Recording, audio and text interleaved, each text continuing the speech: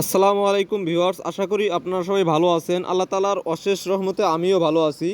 তো আমি দোকান বন্ধ করে বাসার দিকে রওনা দিলাম। তো দেখতে পাচ্ছি রাস্তার পাশে আমার এক ভাই গরুকে খাওয়াচ্ছে। তো আমাকে দেখেই ডাক দিল যে এদিকে আয়, শুনে যা। তো আমি আসলাম, আসার পরে আমাকে বলতেছে যে এই যে গরু দুটো আমি কিনলাম, দেখতো কেমন হয়েছে, ঠকছি কিনা। তো আমি বললাম না, ভালোই হয়েছে। এই গরু দুইটা মূলত ষাঁড় বাছুর, এটা মূলত পিওর দেশি জাতের একটি গরু।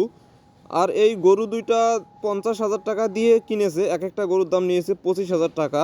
এর আগে একটি গরু ঘরের মধ্যে তুলে লালন পালন করেছিল এবং 75,000 টাকা বিক্রি করেছিল, এবং এই গরুর ফিড, ভুসি, ঔষধ যা লেগেছিল সব আমি দিয়েছিলাম এবং আমার কাছ থেকে নিয়েছিল। এবং ভালো ফলাফল পাওয়ার কারণেই দেখা যায় যে আমার পিছে পিছে ঘুরতে থাকে এবং আমাকে বলে যে কী ট্রিটমেন্ট দেওয়া লাগবে, কী ওষুধ খাওয়ানো লাগে। যেহেতু আমার একটা অভিজ্ঞতা আছে, আমি গরু লালন পালন ছোটোর থেকেই করে থাকি, এই সুবাদে গ্রামের অনেকেই আমাকে বলে থাকে যে গরুটা দেখে যা, গরুটাকে কি করা লাগবে, এই বিষয়ে বিভিন্ন জিজ্ঞাসাবাদ আমাকে করে থাকে। তো যাই হোক, এই যে গরু দুটো কি দেখতে পাচ্ছেন, এই গরু দুটোর পেটটা কিন্তু দেখা যায় ফুটবলের মতো ফুলে গেছে। গরুর পেট এরকম ঝুলে যাওয়া বা ফুলে যাওয়া দুইটি কারণে হয়ে থাকে। একটি হচ্ছে যে গরু, এই ষাঁড় গরুকে যদি পানি বেশি খাওয়ানো হয় তাহলে এই সমস্যাটা হয়। আরেকটি হচ্ছে যে গরু যখন অতিরিক্ত কৃমি হয়ে যায় তখন গরুর এরকম পেট ফুলে যায়। আর কৃমি হলে আরও কিছু লক্ষণ প্রকাশ পায়। তার মধ্যে হচ্ছে যে এই যে শিরার হাড়টা দেখতে পাচ্ছেন, এই হাড়টা শুকিয়ে যাবে, বুকের খাসা বের হয়ে যাবে, চোখ দিয়ে পানি পড়বে, গরু রোদের মধ্যে বাঁধলে গরু হাঁপাবে, এরকম বিভিন্ন সমস্যা হয়ে থাকে। বাছুর গরু মাটি খাবে, গাছের ছাল বাকল কামড়ে খাবে, এরকম বিভিন্ন সমস্যা হয়ে থাকে।